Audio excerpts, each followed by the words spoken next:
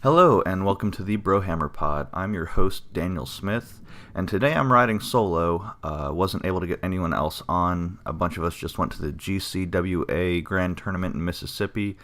Everyone that I plan on talking to about that and spending some time on the podcast with, they're getting back into the groove of working, spending time with family, etc. A couple guys playing Warhammer, but so it's just me today, so this probably won't be as long of a podcast. I will probably talk about myself a little too much, but ride it out. I think I've got some good stuff that y'all might be interested in, so we'll see how it goes.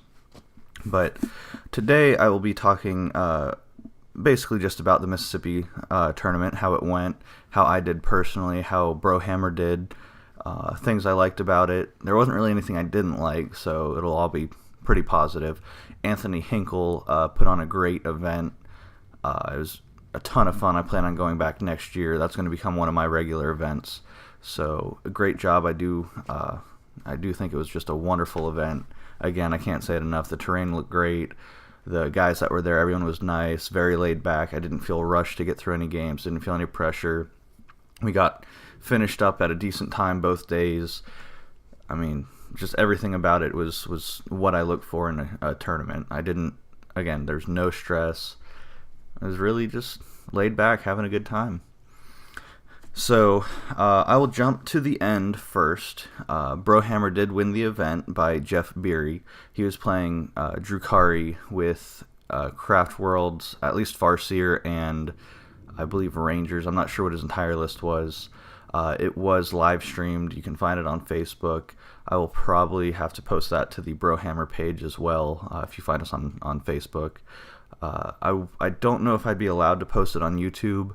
I will definitely ask and find out, and if I can, I will put a link in the description because that was a great game. It was John Lennon, who's won 2 GTs since he's been with Brohammer, and now Jeff has won a GT. So that's exciting, and that was a great game, top table. It's always fun seeing 2 really strong armies. Lennon was playing Tyranids and Genestealer Cult. He had some Strength 6 Genestealers, which before the weekend I didn't even know you could do. He had Hive Guard versus Jeff had some Eldar Flyers, Grotesques. I'm butchering both the lists. There's a lot more finesse in list writing, and hopefully I'm going to definitely have Jeff on. I'll probably try to have John Lennon back on. He was on before talking about the Genestealer Cult and actually talking about the list he was going to run here at Mississippi. So hopefully I'll have both of them on. They can go into detail on their lists and get everyone some great insight. So real fast, I'll run through my 5 games that I played. I was playing Nurgle Demons with 1,000 Suns. I won't go into detail on every minuscule aspect of the list. I don't want to waste your time or drag it on. But basically, I had 15 Plague Drones, 3 units of 5. I had Spoilpox, all the buffing characters. I did have a Demon Prince of Nurgle, which I got a little bit of negative feedback on putting him in the list beforehand. I'm glad I did, though, because I can't call him the MVP. It was probably Ahriman. But that Nurgle Demon Prince did some work. He was definitely a good add in the list. I also had 1,000 Suns Demon Princes, like I said, Ahriman, Zangor Shaman. Those guys are great. And I know I said that I wasn't going to give you the full rundown on the list, but I basically did, so sorry, I guess. But anyways, I'll jump in. My first match was against Carter Leach, who I'm sure some of you guys have heard of. He finished top 8 at LVO 2 years ago, I believe it was. He's done well in other events. He's in Pensacola, Florida is where he's out of, I believe. He's a very good player. He was playing Drukhari, which I don't do well against Eldar. That one, I went with a Gambit, basically. He threw his Talos. He had 2 units of 2 Talos that he threw into the middle of the table, sent his Ravagers to pop my Nurglings, and really he went for an early board control. So to counter that, I dove straight down the middle. My goal was to break the heart of his army by putting basically 2,000 points of my army into 1,000 points of his, try to overwhelm it, break his line, and then spread out and regain board control. Unfortunately, the dice and Carter's generalship decided against that. He intervened, not... I forget the name of the stratagem. He spent 2 command points to jump in front, attack with a unit of Talos first, killed a bunch of Plague Flies, actually took me out of combat with the Talos when I had my Plague Flies buffed up to damage 6. So I completely whiffed. He actually killed more in my first turn of combat than I did, which that was just a huge blow, and I never recovered. So I lost my first game. I was incredibly disappointed. But my goal was still 4-1. 4-1 is still obtainable, even when you lose the first game, so I had to trudge on. My next game, and I can't remember the guy's name, I wrote it down somewhere and lost that, but he was playing a Chaos list, and I'm very intimately comfortable with all of Chaos's rules, units, so I had the chance. It was on lunch break. I knew I was going to play him, so I had the chance to review his list. He had Poxwalkers, Magnus, couple Duke tanks, Plague Burst crawlers, and trying to remember what else he had. 2 Demon Princes. The army was beautiful, by the way. It was wonderfully painted. He had converted some more guests from the Age of Sigmar Death line to be his Demon Princes. So I got the opportunity to go first in that game. I took the Reaper because he had a unit of 20 Poxwalkers, a unit of 2 units of 20 Poxwalkers, and a unit of like 17. One thing that Plague Flies do well is they do kill infantry very efficiently. They kill anything that doesn't have like a 2-up armor. And I'll throw that out there right now. They are very good killing machines. I was impressed with how much damage they did the entire tournament. So I took Reaper, I took Kingslayer because he had Magnus, and Recon because I got Nurglings. And that game was a ton of fun. My opponent, he used Magnus actually very well, kept him out of distance, so I couldn't turn off any psychic powers. He was able to get buffed up, 3-up invul, the whole thing. And then he warp timed right into my lines, brought 2 Demon Princes with him. He charged into my flies on his turn 1. I believe wiped out a unit, or maybe I had one fly left in that unit. I might have maybe rolled the 1 on my leadership to bring another fly back. I believe he killed a Demon Prince. I think he might have smacked a Shaman. I mean, he did some work when he got into my lines. But I had mentioned earlier that Ahriman was probably my MVP, and this game was the start of why.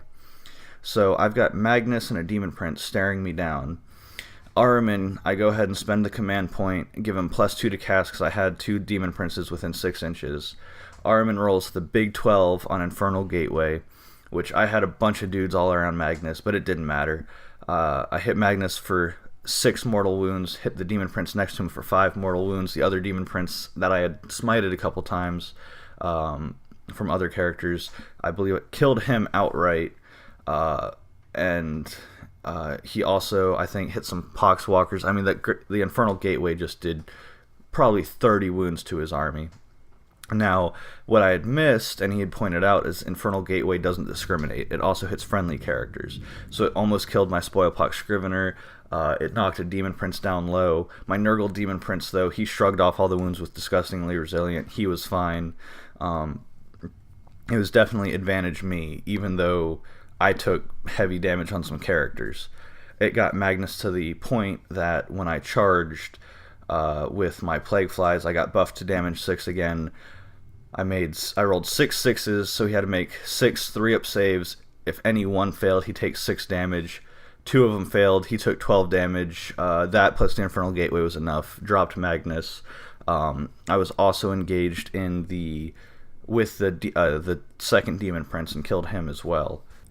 And after I had killed the second Demon Prince, he just didn't have quite enough left. I had basically covered the table, gotten board control. Losing Magnus and 2 Demon Princes, you just don't have enough Psychers left. Now my Psychers are going to be able to cast whatever they want. And it just, the dice went my way that time, so I was able to push through for the win. But that was a great opponent and a great game. I had a lot of fun. My third game, the last one for day 1, was against Necrons. and my opponent was playing 2 units of Destroyers, 3 units of Immortals with Tesla, a couple Doomsday Arcs. He had Lich Guard, Cryptek, a Satan, and a couple other things. So we had both taken Kingslayer. He took Kingslayer to try to get my Demon Prince, since I was running the healing spell. I can't remember the names of these spells. I'm a terrible Chaos player. But basically I could heal D3 wounds every turn. So he figured if he came and hit me pretty low and I healed up once, he could max Kingslayer. And I had the same opinion on his Cryptek, because Cryptek has 6 wounds. So I deployed so that my Warlord would be on the right flank, farthest unit back, because I knew that he could teleport the Lich Guard and engage my Demon Prince. But my goal in doing that was, I did not believe he could get through my 3-up invulnerable save and kill the Demon Prince in 1 turn. It was a big gamble, but if he took it and did not kill that Demon Prince, I would get the Warlord kill, I would get a first strike kill. For my old school, I'd get Kingslayer, I'd get enough of his army out of position that I've split him up, and I've got 8 smites, 9 smites on the list. I could kill mostly everything there, and that would give me a good advantage. So my opponent did take that gambit. He went all in on the Demon Prince, got 4 wounds to go through, took me to half health, and I think he also attacked a couple flies and did a little bit of damage to them. But largely I was unaffected. He did kill a unit of Nurglings to get a kill unit and to get his first strike, so he was fine on points. But I just went forward with the flies. I kept 1 unit of flies back to engage his Lich Guard, Cryptek, all of them. Flew my Demon Prince out of combat, flew 2 other Demon Princes over into that corner, and pretty much just had all my characters go there, except I had my Nurgle Demon Prince accompany the flies forward, and I had my support Demon Prince accompany a unit of flies forward. So I went down 1 unit down the left flank, 1 unit down the right flank, and then I held my line, and basically forced him to focus 1 flank and concede the other to me, which he did. He did kill, I think through turns 2 and 3, he killed the unit of flies on the right and got me down to just the Nurgle Demon Prince left there. But he had ran out of shooting and couldn't shoot that Demon Prince before it was my turn. On my left flank, my unit of flies was able to move forward. I was able to re-hide the Nurgle Prince, get him next to a Thousand Suns Prince, and at that point I was able to finish off his Destroyers, and then it was only a matter of time before I engaged the Doomsday Arcs, finished off the Lich Guard, mostly doing cleanup work at that point. So that was a close game, but I was able to break into his lines, and my line held when he went all in. So it was just advantaged me from the start, really, when he didn't kill that Warlord, which I knew it was a big risk, but I made the saves, and because of it, I won the game. But he very easily could have won on that turn 1, just the same as I did. So, at the end of day 1, I was 2-1. I was actually sitting really good on points. I had scored 80 points. I was feeling good about myself. I lost to Eldar, but it's Eldar. I expected that. And I was thinking I could very realistically hit my goal of 4-1 as long as I dodged the Eldar matchup. Unfortunately, that wasn't meant to happen. I ran into Dan Monsalve. He's one of our Brohammer guys. He finished top 8. He's a great player. And he plays Eldar. And he plays my least favorite version of Eldar, which is Ynnari. He's got the Cat Lady, Shining Spears, Dark Reapers, all the good stuff. So basically, he played very conservatively. I think I got turn 1. He had deployed behind a lot of ruins. I was able to get first strike, kill a unit, get into position, have my Demon Princes ready for a good warp time to get into his lines. I was feeling pretty good. Dan had other plans, however. He played the Shining Spears very well, got into my face, got a unit low through the Psychic Phase, Shooting Phase. I believe he actually killed a unit of flies between the Psychic and Shooting Phase with his Dark Reapers.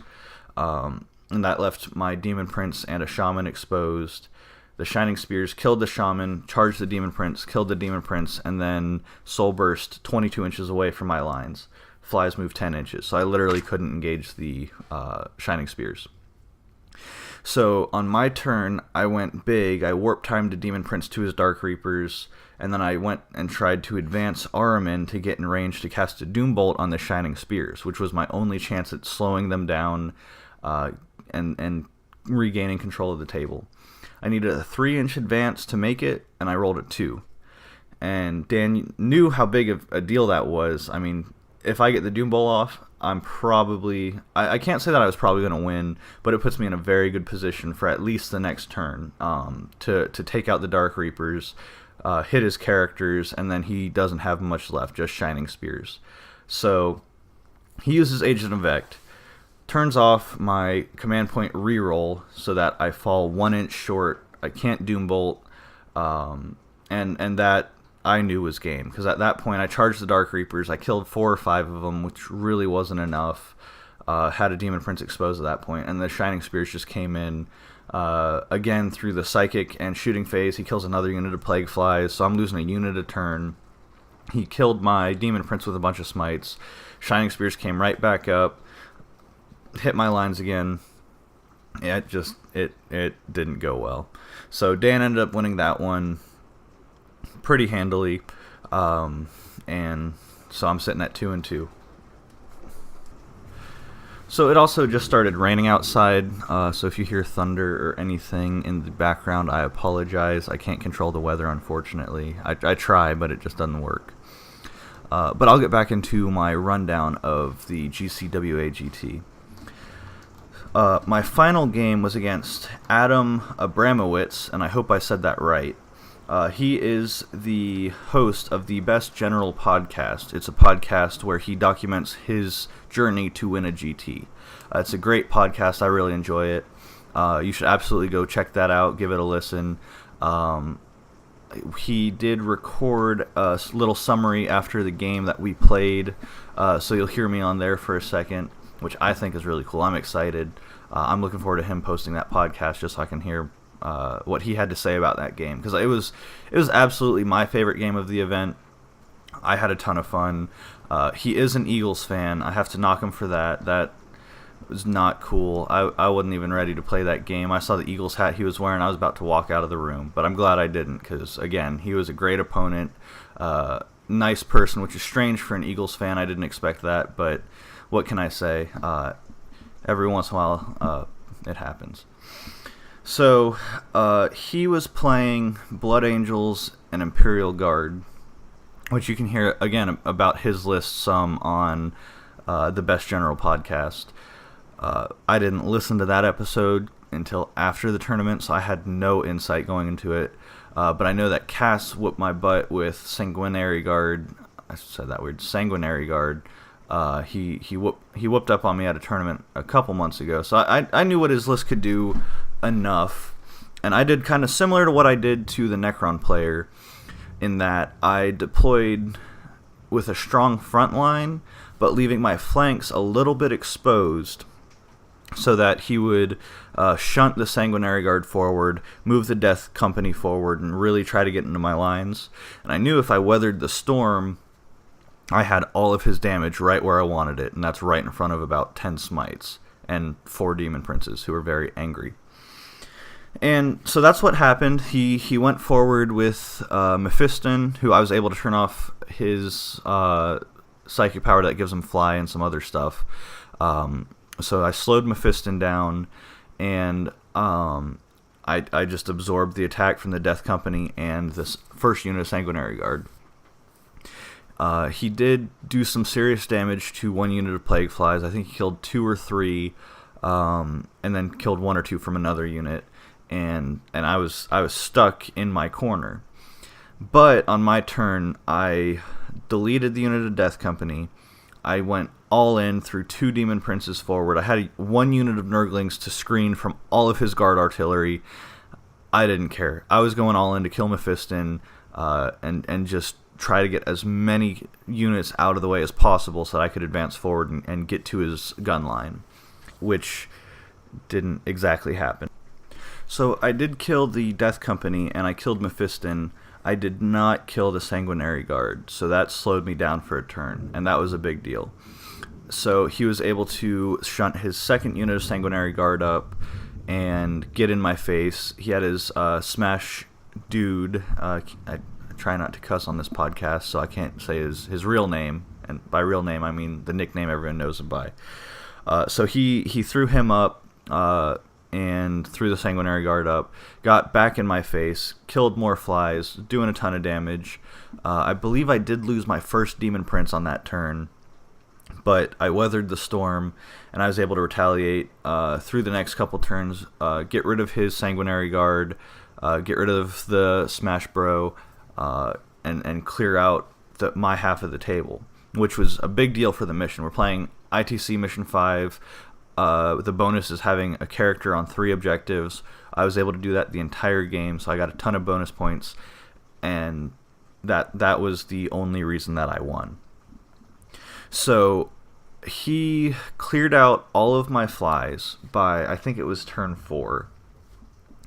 So I pulled a desperation move, warp-timed my Demon Prince forward into his lines, and attacked his company commander, and I believe it was a Primaris Psyker. I had taken Headhunter, so it was important that I get those. And for Old School, I need to get the company commander for Warlord. And Old Schools. The Warlord of Old School, I should say. So I went all in. I managed to pass the warp time. I got right there, and I did kill both characters to get full Headhunter points and get the Warlord kill, which was a big deal. But at this point, I've got 2 units of Nurglings and all characters left, and he's got, I think they were Manticore batteries or Wyverns. I don't know the Guard Codex well. They were some big tanks with some big missiles on them, and those missiles hurt. They were basically the equivalent to the Knight's battle cannon, but like re-rolling the number of shots, and it was oppressive. I did not have a good time absorbing that artillery fire once my screen was gone. So after I killed those characters, my goal was to survive, and that's exactly what I did. I advanced everything out of his lines as far away as possible, get out of range of his mortars, out of the range of his guardsmen's light shooting, and just hope that his artillery couldn't get the job done in time. So fortunately that worked. The game ended naturally on turn 6. We tallied it up, and I won by a single point. And that point I won because Aramin was a bro, and he actually didn't win it for me at all. He was just hanging out, trying not to die. I think I had my Scrivener on a unit and a couple Shaman. My Scrivener was on an objective, as were 2 Shaman were on 2 separate objectives. Got me the last bonus point on the last battle round, gave me the lead, and I won by 1. So that was a ton of fun. We had a lot of, we joked back and forth. I made like 5 invulnerable saves out of 6. And got a little sideways glance and some banter back and forth. So again, it was just a lot of fun. He's a good guy. I hopefully will run into Adam again as he continues on his quest to win a grand tournament, and hopefully I get there before him. So I finished the day 3-2, which is what I expected. My goal, again, like I said, was 4-1. But I expect to at least go 3-2 at a grand tournament. I like to think I'm a good enough player to at least have a 50-50 shot in any given game, and with a little bit of dice luck or a good matchup, I can get to 3-2. So that's what happened. I got 14th out of 46. Not great, not terrible. It's a lot better than when I first started playing in GTs, so I will take that all day long. I had actually only played 1 game with a list similar to the one I ran, so I had no experience really. I was going all on theory crafting and just diving right in, so I'm happy with it. I had a good weekend. I had a lot of fun. One of the bros won. Top table was 2 bros. It was live streamed, so that was just great. I was all in the moment for them. I had actually made an offer to Adam that we didn't even have to play the last game. We could just go watch top table, call it a draw. But he asked that we play it out, and I'm glad that we did, because I've said it like 20 times now. It was a great opponent, great game, and I had a ton of fun. And any day that I get to whoop up on the Imperium and kill some Death Company, some Sanguinary Guard, and just whooping up on him is fun. I say that, but he was about to table me. So that'll be pretty much it for this podcast. I will have someone on to talk knights. I actually did kind of go all in. I got a Knight Valiant, split a Renegades box. I have 6 Armigers now. So I'll be playing some Imperial Knights. You'll get some first-hand accounts of how they do, what they do. We're getting ready to go to ATC, so we will be playtesting with them a lot because they have a lot of potential to be a good ATC army. I will also have, like I said earlier, my goal is to have Jeff Biery and John Lennon on the podcast in the next couple days to get the rundown on top table, because I know that's a lot more exciting than hearing about an average player's average run through a GT. So thanks for listening. If you made it this far, I appreciate it. Leave me some comments, some feedback. Tell me what I could do better, what you like, what you don't like. I will be recording an official intro, something that sounds better than just a cold opening. I know that's a comment that I get a lot. I know that I say a lot. That's just what I do. I'm working on it, but it's hard not to. So thanks for listening, and I will hopefully be getting another podcast out to you guys in the next couple days. So subscribe, leave comments, do all that good stuff. I know you watch YouTube videos and they all say it. I'm saying it too because I can. So, see ya.